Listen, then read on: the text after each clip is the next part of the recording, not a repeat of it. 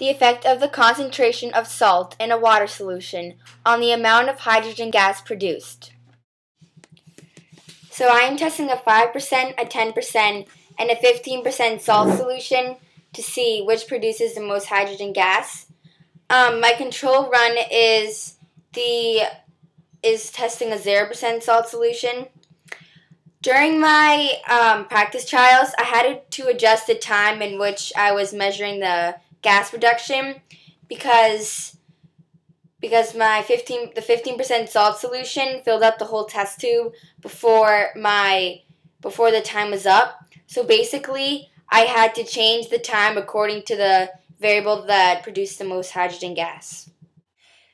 The hardest part of my experiment was setting up the graduated cylinder to collect the hydrogen gas, because I had to flip the test tube over, which was like filled up with water and the anode, and I had to flip it over into a beaker with salt solution.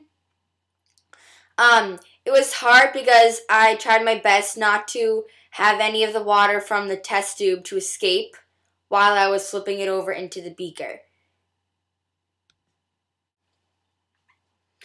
So far, I have kept up with my project idea section, and every day I'm adding on what I have done related to my science fair project.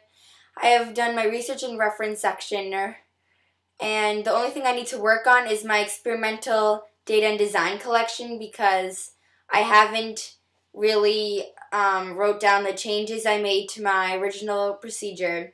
I haven't written down notes on my practice trials, problems and difficulties, analysis, and just like overall thoughts and ideas from my graph, and I haven't pasted in my table or my graph with all of my trials in it. So basically that is one of the major things that I have left to work on.